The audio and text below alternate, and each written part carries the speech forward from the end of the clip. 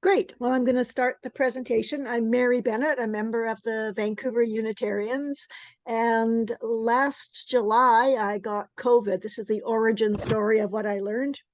And thought I'd been hearing things that didn't make a lot of sense to me. So I went around the World Wide Web to look at CUC and UUA to figure out what changes had been afoot. And so today, this is part of what I'm going to share is the groups that are concerned about the UUA directions. So I've called this the UUA Article 2 counterpoint. Some people refer to the people that aren't in favor of the directions as the resistance, the dissenters, or the gadflies. That'll make sense later on. As a true blue Canadian, I like to think of anyone, including myself, as the loyal opposition. We're here ready to do what's necessary and pay attention. Okay. Whoops. Okay, so this is the fourth principle group. Some of us are in this group, not everybody here. We're an unaffiliated grassroots group. We have a website where we put our statement, Unitarian Fourth Principle, formed in the fall of 2022 when some of us were talking amongst ourselves and expressing concerns. So fourth principle, because that's the one that says we affirm and promote a free and responsible search for truth and meaning. So I joined Vancouver Unitarians back in 1991 after 2 years of wandering in the wilderness trying to figure out what it was all about. And then I worked for the Canadian Unitarian Council between 2000 and 2008, a time of high change. The CUC was separating, transitioning from the UUA. So a lot was going on, and I'm quite proud that back about 5 years ago, the UCV made me one of only 2 living honorary life members. So I have a little blog that I put Unitarian things on that don't fit into any committee or group. And yeah.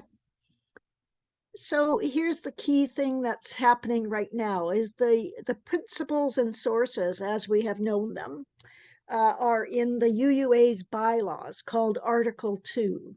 So when people talk about the changes to Article 2, another way of looking at that is they're talking about changes to the principles and sources, and a fairly dramatic change. There's other wordage in that there as well.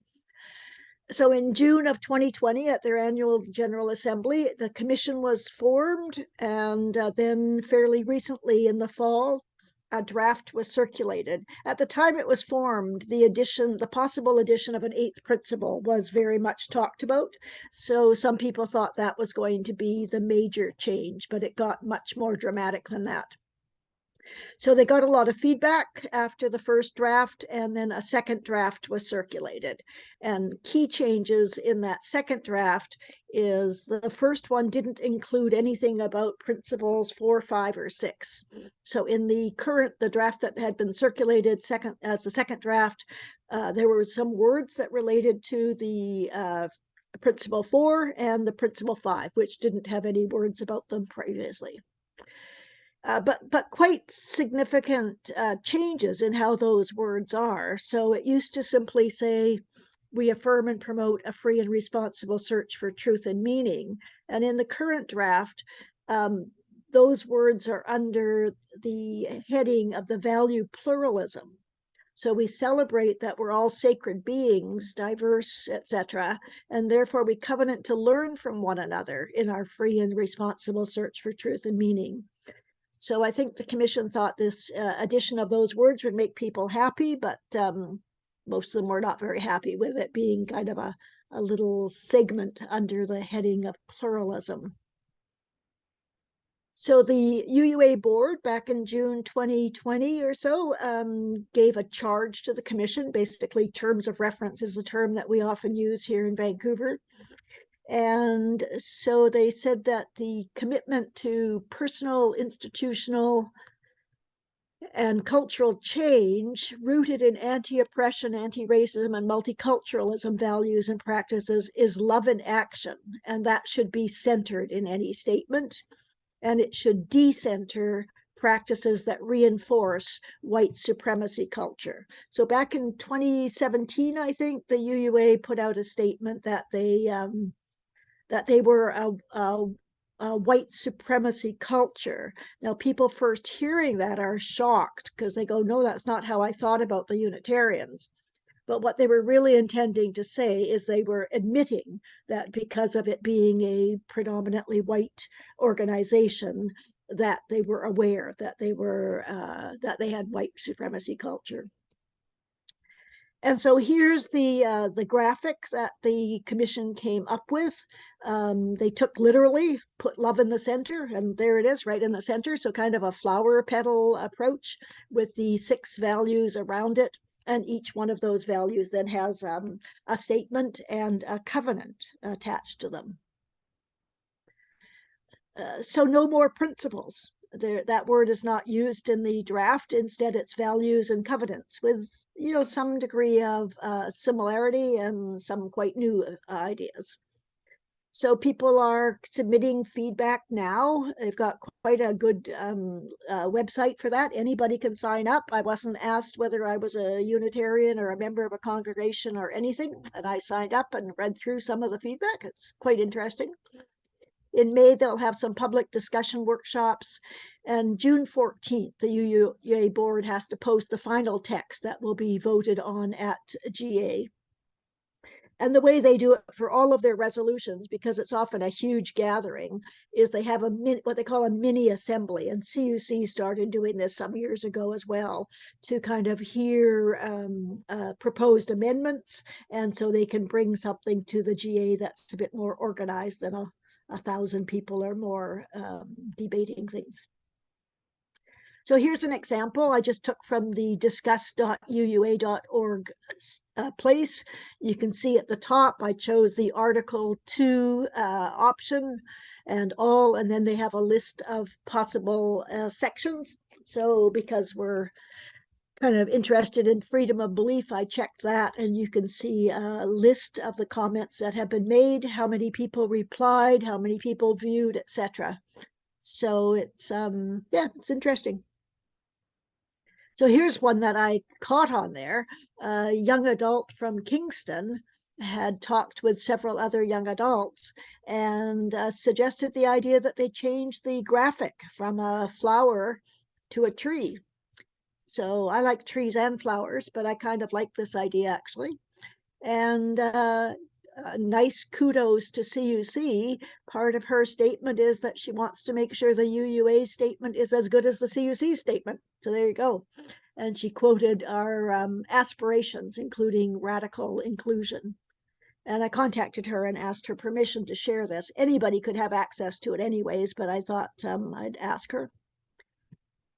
Yeah, so whatever is presented in June of 2023, they take a sequence time to change their bylaws. Bylaws are very important documents. So it needs a 50% vote in order to go forward. And the following year, it needs a 2/3 vote. And any amendments in 2024 need to get a 3/4 vote, and only amendments can only come from the UUA board or a petition of 15 congregations. So there's quite a high bar at that second year to make changes, which I think is fair. Something's gone through 3 or 4 years of discussion and needs to be pretty substantial to make changes at that time. So there's a number of groups speaking against the UUA recent directions. They're concerned about deleting the principles and sources. We've all become, or many people have become quite attached to them. I'm one of the few Unitarians who can recite them. When I was a DRE at Beacon, I decided I should be able to do that. It does change the purpose of the UUA. Many of these groups feel that the UUA has lessened the democratic processes, and they perceive that there's a discouragement of open dialogue. And most of them feel the anti-racism approach used, which some call dogmatic critical race theory, is not the best approach. And they have accused the UUA for ignoring its own bylaws. One quite specific example is The bylaws say that the committee has to present 2 candidates for president, and that actually came for a revision last year at GA, and it was defeated. So it stands at 2 candidates, but the nominating committee has in fact only presenting one candidate for president. But in general, they feel the board has become more centralized. It used to be back in my day that I think about half of the board members were elected at district conferences. So most leaders knew at least one member of the board because they were going to regional conferences, etc. And now they're done centrally at GA, and it's a smaller board. So here are some of the groups that I'm going to talk about a bit. Save the Seven Principles group, the UU Multiracial Unity Action Council, Fifth Principle Project. Our name of the fourth principle group was inspired by a group at Quimper UU Fellowship, which they first of all called themselves the Tomato Soup Group because they formed at a potluck dinner where somebody made a vat of soup.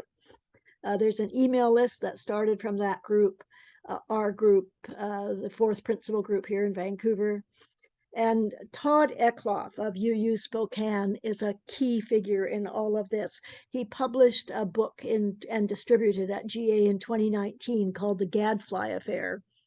And he's been the driving force behind a new organization that is now formalized maybe just about a month ago, the North American Unitarian Association. So what are individuals who are concerned about these things doing? Some are leaving their congregations. Some are joining other religious groups, either as well as their UU group or in addition. Some were waiting to see if this new association would meet their needs. UU Spokane itself split into 2 congregations because there were people on both sides of what they thought they should be doing. Might be joining or forming informal networking groups for emotional support, advocacy, and free discussion.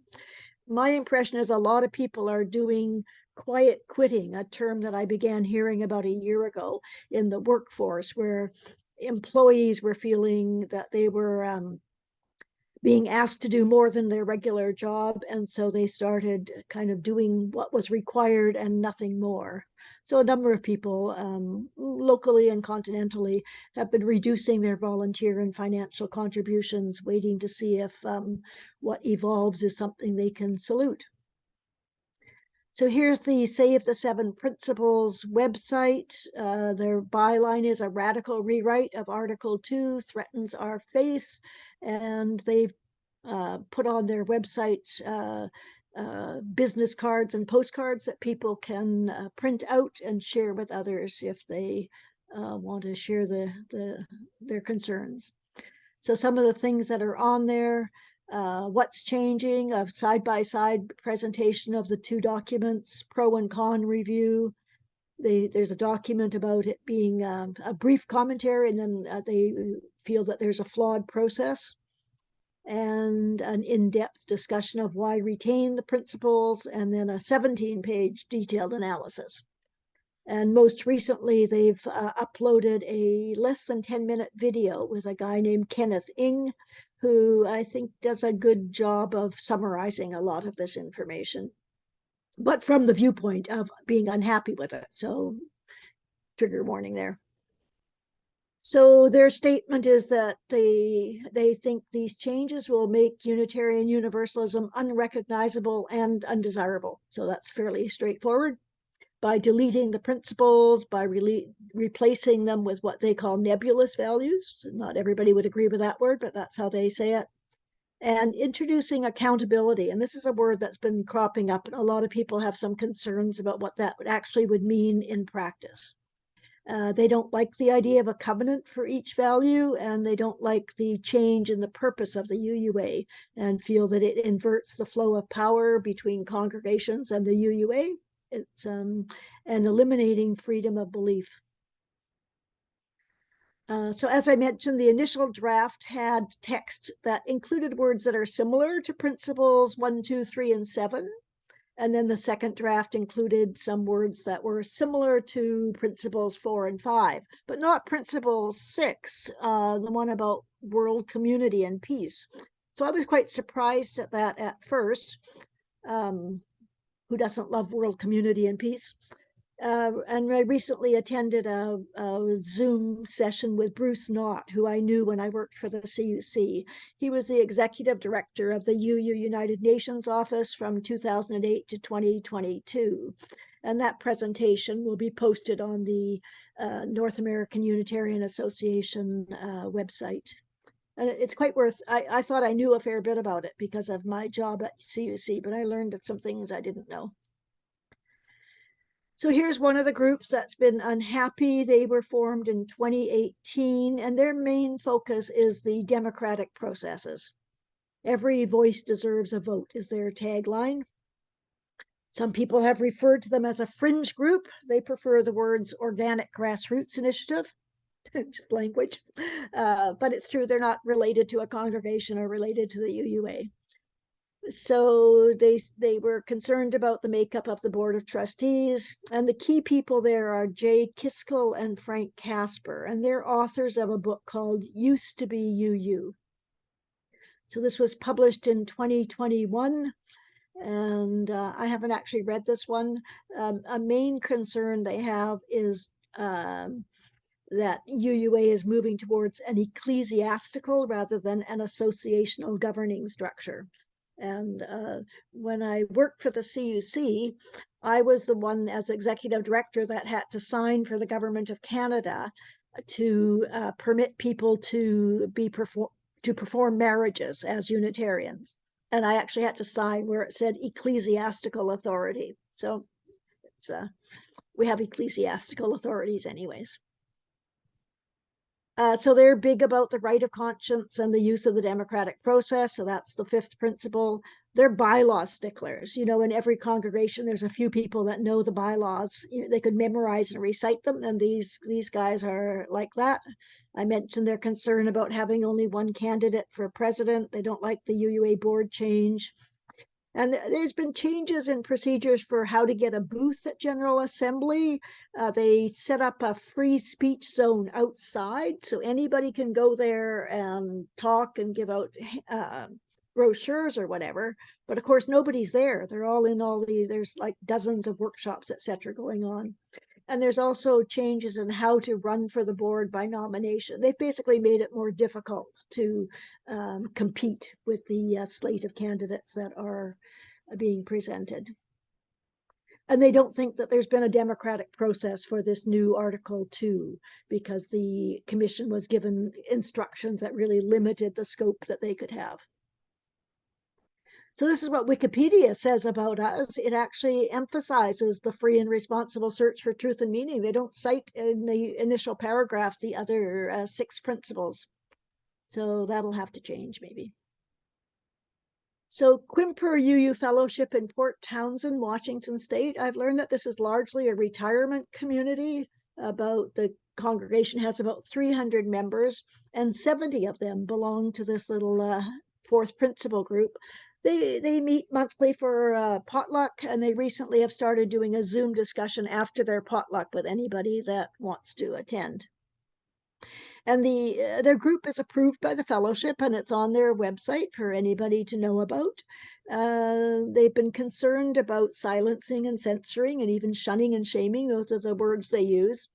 And the members of this group wanted to do an educational series that might have been similar to this or more in depth, but that was not approved by the board and the minister, but the affinity group was considered okay. And people from that group started a Google group. There's 142 members. There's approximately 20 messages every day. And they host a weekly emotional support call. So I joined once. There was only 5 of us, and people just shared where they were at. The one that I was on, there was somebody who had only just learned about some of the changes. She'd been a Unitarian Universalist for, 50 years, way more than me, and was quite concerned and wanted to share her concerns. So the discussion is mainly focused on Save the 7 principles, but the conversation ranges. As with most Google groups, it erupts into some other maybe not a red herring, but a side issue now and again. And the moderators try to pull it back to let's focus on the 7 principles. So the Vancouver-based group, there's 28 people on the email list from 7 different congregations. About half of us are involved with Vancouver Unitarians. We share information we discover and any concerns. Occasionally we meet in person or have a Zoom meeting. We created at great length, a great length in many ways. It took a long time. I think we got up to version 11 and many words, and sent that to UCV and the beacon boards simply for information in case they thought that there was something subversive going on. And we don't use any congregational resources. That's been an issue in other congregations where somebody has sent out a note about something that's counter to the UUA direction, and they've been told not to send that kind of information on the church website or email list, etc. So we're quite meticulous about that. And that came to our UCV board, and the statement was sent out through our email newsletter affirming that they've looked into that. Whoops. So here's a very long statement. This is on the website, so I'm not going to read it all, but I've highlighted some of the words. The group feels that the values have been eroded, and that it started with the discussion of the 8th principle, that that discussion limited discussion, and weren't happy with that. They feel there's been a number of cases where members felt intimidated or disrespected, and others just took refuge in silence, decided not to engage in the conversations, and others surprised and frustrated.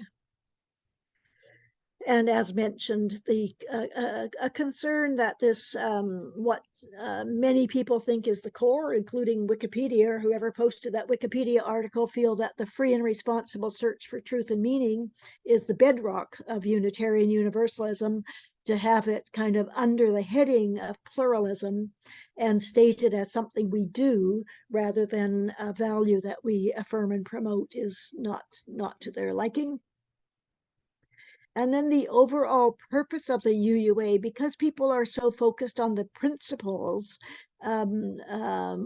they sometimes miss the idea that the purpose used to be to serve the congregations, and now it's stated as assisting congregations in their ministry, which many people interpret as the UUA will be giving more direction of here's how you ought to be doing your ministry.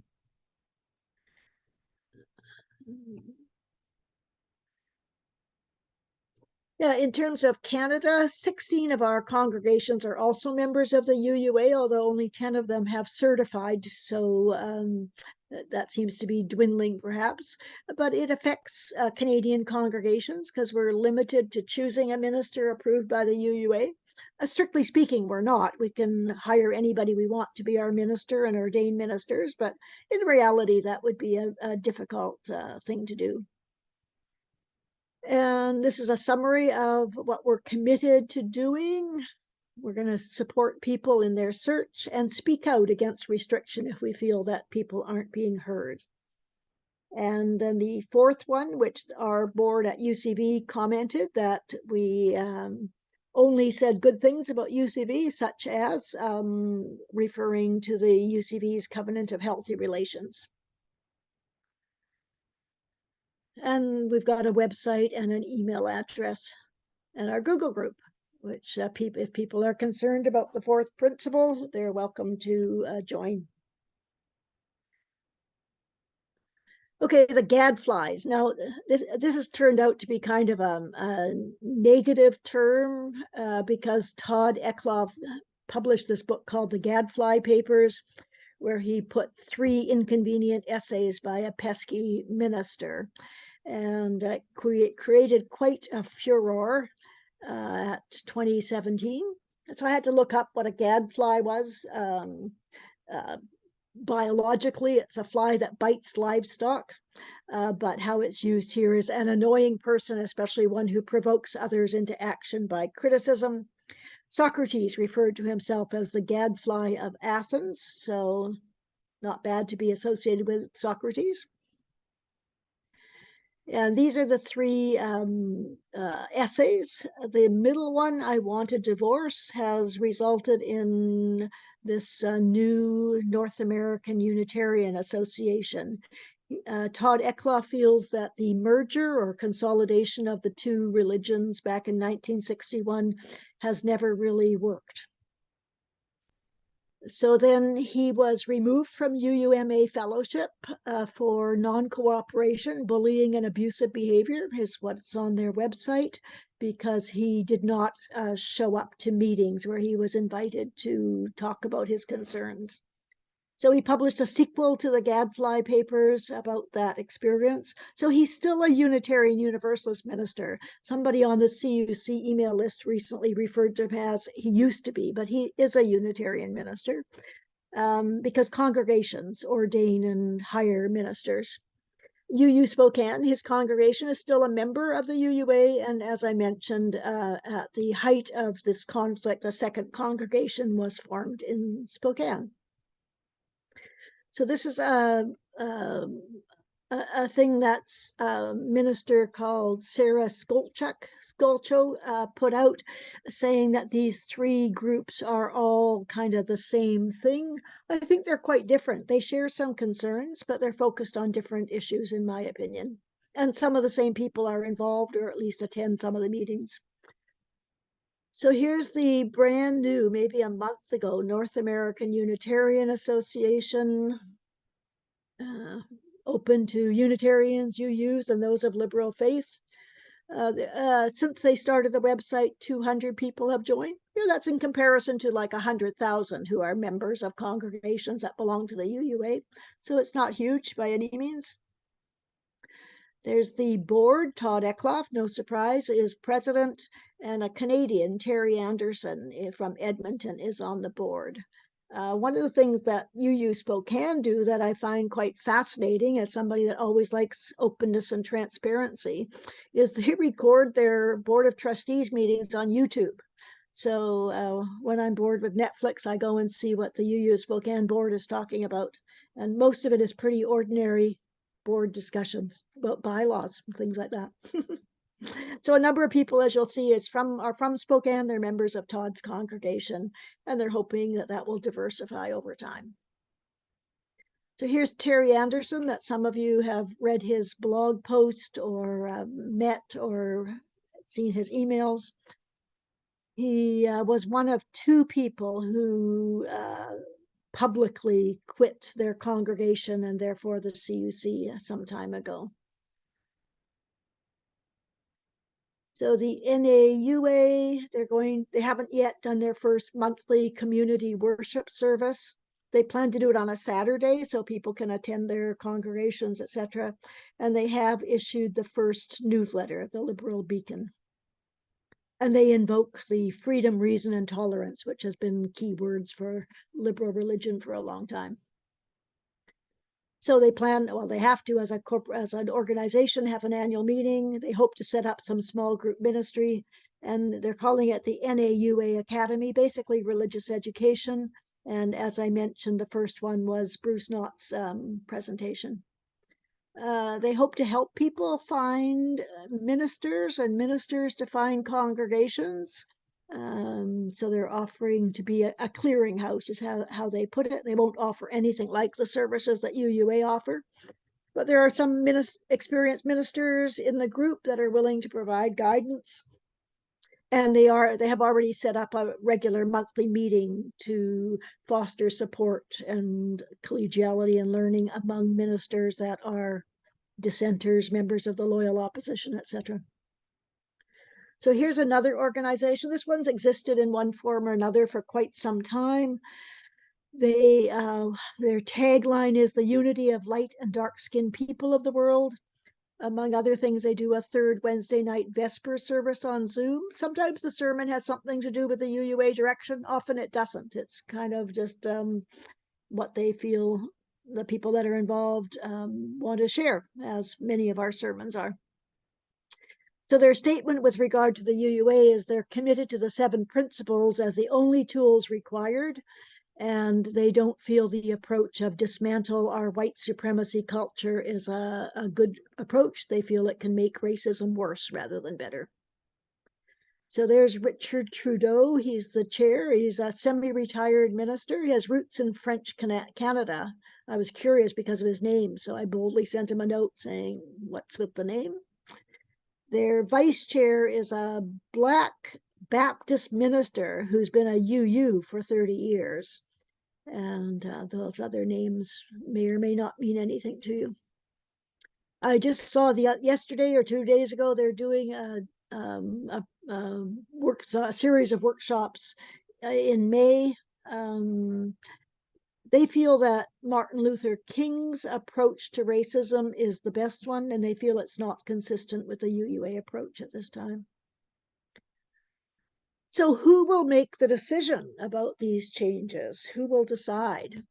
So all certified congregations get 1 member delegate for every 50 members with a minimum of 2 delegates. And that's exactly the same as what CUC does. And then they have a Church of the Larger Fellowship for people that aren't part of a congregation but want to be a Unitarian Universalist. And that group gets 22 member delegates. The difference with UUA and CUC is they also have a category for religious professional delegates. So as well as the member delegates, ministers, community ministers, religious educators, and minister emeritus and religious educators emeritus get a vote in addition to the member delegates.